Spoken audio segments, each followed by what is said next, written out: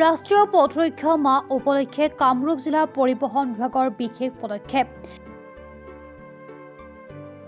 দেশৰ ভিতৰতে নব্য ধনাত্মক চিন্তাৰে জনসাধাৰণৰ মাজত সজাগতা সৃষ্টিৰ লক্ষ্য পৰিবহণ বিভাগৰ। নতুন প্ৰজন্মক যান-বাহন চলাচলৰ নীতি নিয়ম সম্পৰ্কে সজাগ কৰিবলৈ ব্যতিক্ৰমী প্ৰয়াস লটাৰী সদৃশ টিকট আগবঢ়াইছে ৰাইজলৈ।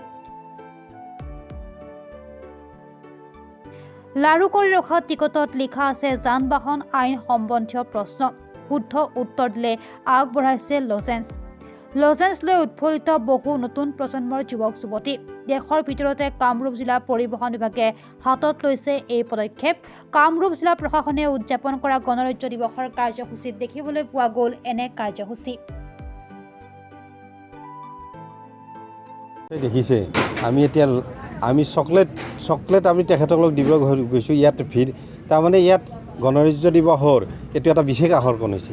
আকৰ্ষণ মানে কি, তেখেতসকল আমি কিছুমান আমাৰ MVI আমাৰ কলিতা আৰু এই সিং ডাঙৰীয়াই ৰংফং সিং ডাঙৰীয়াই এটা সুন্দৰ পদক্ষেপ লৈছে। এই পদক্ষেপটোত তাতে আমি কিছুমান কুৱেশ্যন এৰেঞ্জ কৰিছোঁ। এই কুৱেশ্যনখিনি তেখেতসকলক আমি এই লটাৰী যোগে জাকৰিব দিছোঁ। তাৰপিছত তেখেতসকলে কুৱেশ্যনটো উলিয়াইছে। কুৱেশ্যনটোত যেতিয়া এটা প্ৰশ্ন আহিছে, প্ৰশ্নটোৰ আমি উত্তৰ বিচাৰিছোঁ। প্ৰশ্নটোৰ উত্তৰ অতি দ্ৰুতগতিত গাড়ী চলালে কি হয়, চলাব লাগিব নে নালাগে। তেতিয়া কৈছে নালাগে, তেতিয়া আমি 2টা চকলেট তেখেতসকলক দিছোঁ। আৰু যোনে ক'ব পৰা নাই তাক 1টা চকলেট দিছোঁ। আমাৰ ইয়াতে তাৰমানে গণৰাজ্য দিৱসত তাৰমানে প্ৰত্যেকজন গণৰাজ্য উপভোগ কৰি অহা ব্যক্তিয়ে ইয়াত পদাৰ্পণ কৰিছে আৰু তেখেতসকলে কুৱেশ্যনৰ এনচাৰ দিছে। এইটোৰ দ্বাৰাই অসম তথা আমাৰ কামৰূপ জিলাৰ এটা সুন্দৰ পদক্ষেপ যাব বুলি মই ভাবোঁ। আৰু এই ক্ষেত্ৰত আৰু এটা আমি মুখা অভিনয় কৰিছোঁ। মুখা অভিনয় আপোনাৰ জানে আধা ঘণ্টা সময় সুন্দৰ এটা পদক্ষেপৰ মাজেৰে তেখেতে মুখা অভিনয় কৰিছে। এই মুখা অভিনয়ৰ দ্বাৰাই কামৰূপ জিলাত আৰু অসমবাসী ৰাইজে গম পাওক যে ৰোড ছেফটি আমি কেনেকৈ মানিব লাগে, তাৰ নিয়ম কানুন কেনেকৈ মানিব লাগে, আমি মটৰ ভেহিকল কেনেকৈ মানিব লাগে। আৰু এই ক্ষেত্ৰত মই ক'ব লাগিব যে আমাৰ সন্মানীয় অসমৰ মুখ্যমন্ত্ৰী মহোদয় নিৰ্দেশ দিছে যে যিকোনো প্ৰগ্ৰেমৰ প্ৰথম অৱস্থাতে আমি ৰোড ছেফটিৰ এৱাৰনেছ দিব লাগে। সেইকাৰণে প্ৰথমতে আমাক জিলা প্ৰশাসনে আমাক মুখা অভিনয় কৰিবলৈ আমাক চান্স দিছে। সেই চান্সতে আমি এই যেতিয়া যিমান এই ষ্টল হৈছে সেই ষ্টলৰ ভিতৰত আমি ছেকেণ্ড প্ৰাইজ পাবলৈ সক্ষম হৈছোঁ। এইকাৰণে হৈছোঁ যে আমাৰ যোনটো বিশেষ এটা পদক্ষেপ, যি বিশেষ প্ৰশ্নৰ দ্বাৰা আমি প্ৰচাৰ কৰিবলৈ গৈছোঁ। চকলেট দিয়াটো ডাঙৰ বস্তু নহয়, কিন্তু এইটো প্ৰচাৰে বহুত মানুহক আহৰণ কৰিছে। বহুত মানুহে আমাৰ ষ্টলত আহি তেখেতসকলে উপভোগ কৰিছে। 24 চনৰ নৱবৰ্ষতকৈ 25 চনৰ নৱবৰ্ষত কিছু দুৰ্ঘটনাৰ সংখ্যা হ্ৰাস পাইছেনে? তাৰমানে 24 চনৰ তুলনাত নৱবৰ্ষত কিন্তু হ্ৰাস পোৱা যেন অনুভৱ হয়, কিন্তু আমি যেতিয়া মাহ পূৰণ হ'ব তেতিয়া আমি অৱগত কৰিব পাৰিম।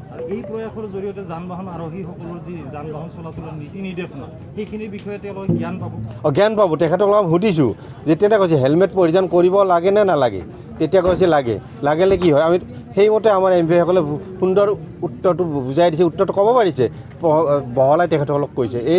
এই এৱাৰনেছৰ দ্বাৰাই নিশ্চয় আমি উপকৃত হ'ম বুলি ভাবোঁ।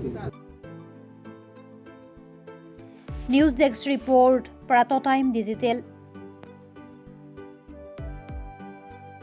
অসমৰ সংবাদ জগতখনৰ বাবে এক সুখবৰ।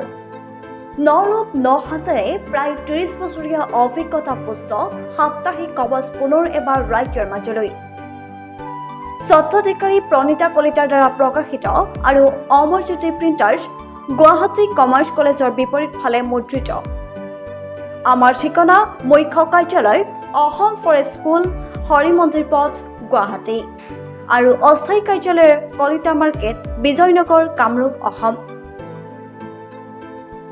মোবাইল নং 9435114666 আৰু 7024722813।